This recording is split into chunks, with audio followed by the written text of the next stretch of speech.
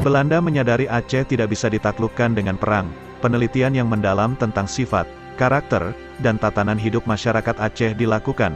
Pemerintah Belanda membentuk Aceh Institute, sebuah lembaga yang khusus meneliti tentang Aceh. Menariknya, lembaga ini berada di Belanda, bukan di Aceh.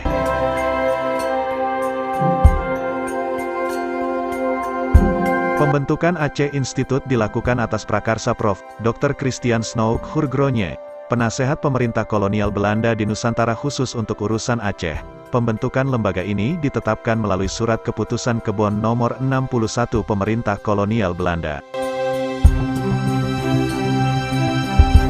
Di lembaga Aceh Institute ini, para akademisi Belanda dan orientalis Barat menghimpun segala seluk-beluk dan hal-hal yang berkaitan dengan Aceh.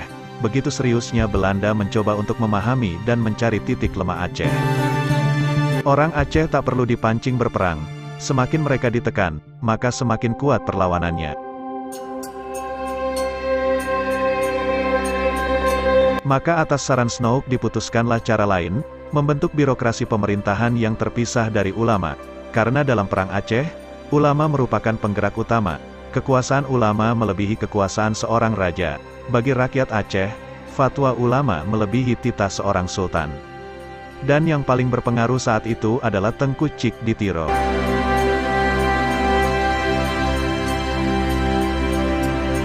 Belanda membentuk pemerintahan sipil di Aceh, mengangkat ule-balang baru yang pro-Belanda sebagai pemimpin di setiap daerah. Namun, ule-balang yang diangkat sebagai kaki tangan Belanda itu tak bisa berbuat banyak.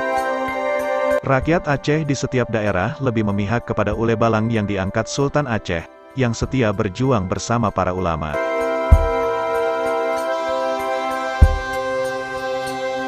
Sejarawan Aceh Profesor Dr. Abu Bakar Aceh dalam buku, Wajah Aceh dalam Lintasan Sejarah, sebagaimana disampaikan dalam Seminar Pekan Kebudayaan Aceh, PKA, kedua, Agustus tahun 1972 menjelaskan, berdasarkan Surat Keputusan Kebon Nomor 61 Pemerintah Belanda menetapkan pengurus Aceh Institute saat itu, terdiri dari Profesor Dr. Christian Snoek Hurgronje, Ketua, Dr. C. Jansen, Sekretaris, Profesor J.V. van Werder dan C.J. Hasselman, Bendahara. Ratusan buku tentang Aceh lahir dari lembaga ini. Snoek sendiri menulis secara berseri penelitiannya selama bertahun-tahun di Aceh. Hasilnya ia himpun dalam buku The Aceh Nese. Buku ini kemudian diterbitkan 2 jilid dalam versi bahasa Indonesia dengan judul Aceh di Mata Kolonialis, diterbitkan oleh Yayasan Sokoguru, Jakarta, tahun 1985.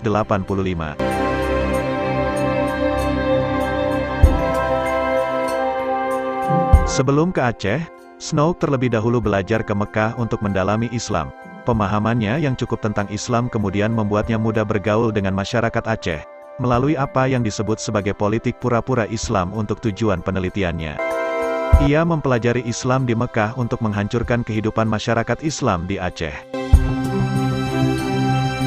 Sementara penulis Belanda lainnya, Dr. Gaj Hazue dan Jack Rimmer, sebelum diterjunkan ke Aceh, terlebih dahulu mengumpulkan setiap informasi tentang Aceh melalui pelawat-pelawat dan pedagang Cina dan India yang pernah singgah di Aceh.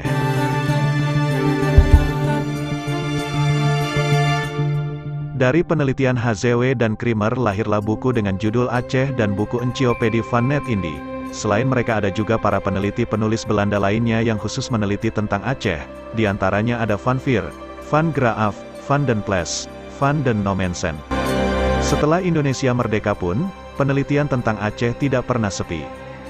Malah bukan hanya dari Belanda tapi juga dari negara-negara lain, seperti Prof. Dr. Griff dari Inggris, Prof. Dr. Witsing dari Cina, Anthony Reid dari National University Canberra Australia, Denis Lombard dari Perancis, serta beberapa penulis lainnya.